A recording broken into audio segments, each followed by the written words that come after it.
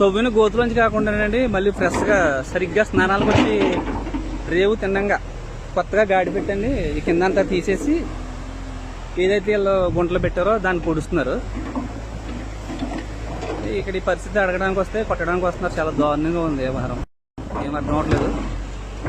MRO గారికి ఇప్పుడు phone చేసి చెప్పాను, ఎంక్వైరీ చేస్తానంటారు. ఆయన లైవ్ ఆయన డిపార్ట్మెంట్కి సంబంధించిన ఆయన ఇక్కడ విఆర్ఓ గారు కూడా ఉన్నారు. ఆయన కూడా చెప్పాను క్లియర్గానే.